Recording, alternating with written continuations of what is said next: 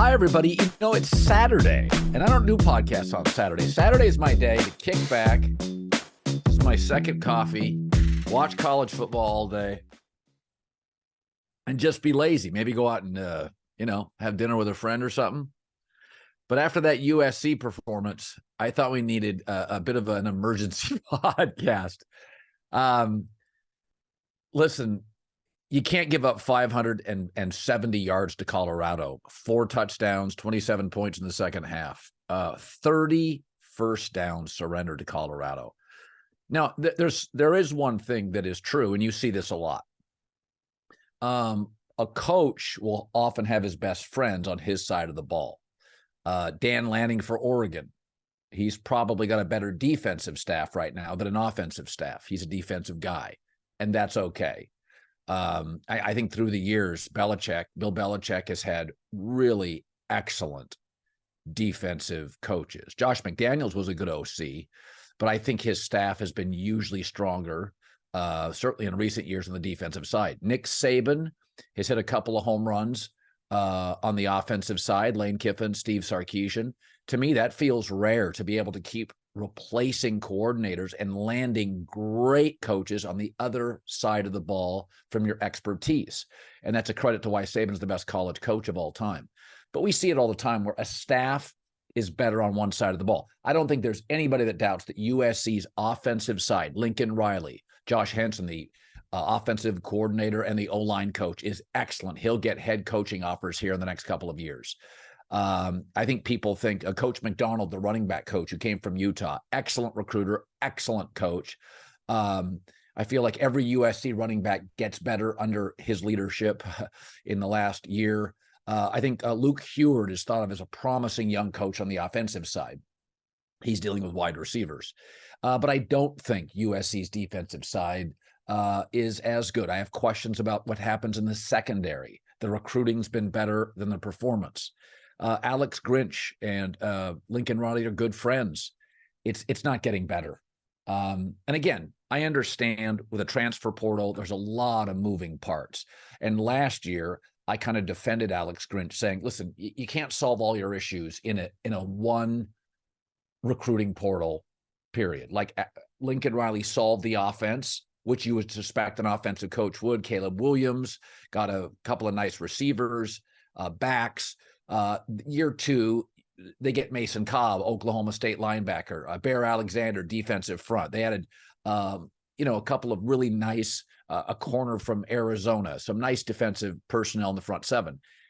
The defense is almost the same as last year. They don't tackle particularly well. I thought they didn't, it was suggested by Joel Klatt, maybe they should go to double teaming one of the Buffalo receivers. They didn't. I don't think they pivot terribly well in the second half. They don't tackle well. And, this is last year. When Don James was the coach at Washington, and they were really a powerhouse, not only on the West Coast, but, in national football circles. He had to make a very tough decision at one point. The program was very good when he took over, 70s, 80s, and then it started to sag. And that decision was he had to fire some coaches that he really liked personally.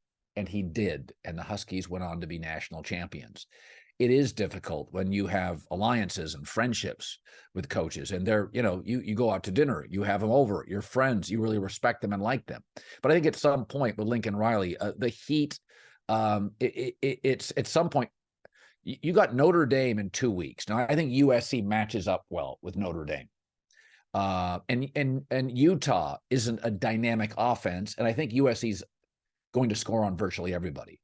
They can't beat Washington now, and that's in a month. Oregon's right after that. They could get blown out.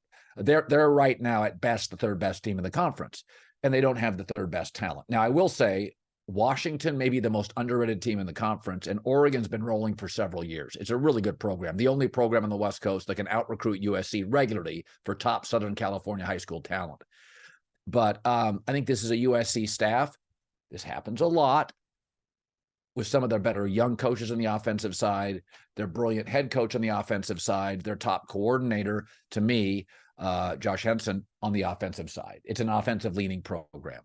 So at Colorado, credit to them for having kick-ass second half. I think Shedeur Sanders is really talented. They don't have much to work with on the offensive front. The line play, for the record, Colorado solved some of their issues in the first transfer portal. Speed, quarterback, perimeter players. They're not very good on the O-line or the D-line. They're just not. So again, that will be the next transfer portal cycle. You just can't solve everything. It used to be 3 years. It took Nick Saban to ramp up and vie for a national title. It felt like it was year 3. I think now you can compete in year 2. It really does help to turn the program around. But, you start looking at USC's schedule. A couple of weeks, they got Notre Dame, then a Utah game, Washington, Oregon. Don't kid yourself on UCLA. UCLA's defense is excellent, and Dante Moore's a freshman quarterback. In 6 weeks, he's going to be a different player than he is now. USC, and I'm glad the Bear, Chris Felica, said this on FS1 today, keep your eye on UCLA. Freshman quarterback, no redshirt year.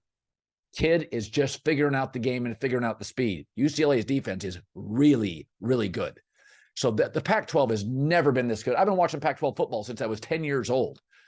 Washington, Oregon, USC are fantastic teams. UCLA keeps getting better. Watch out for them. Oregon State and Washington State are tough outs, and Utah's always good. I mean, Utah's always good and well coached. So I think there's some real questions about USC. Right now, they are not a team capable of beating Washington or Oregon. Thank God for Caleb Williams. I will say this. Between the depth at wide receiver, Brendan Rice has emerged as USC's #1 receiver.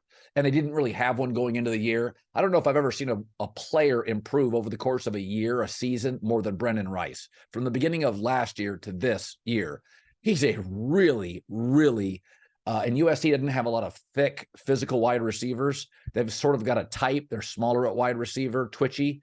He's a really nice player. Obviously, his dad, Jerry Rice, that work ethic, legendary for Jerry, is obviously great for Brendan Rice. He's emerged as the #1, but there are 4 or 5 other nice receivers.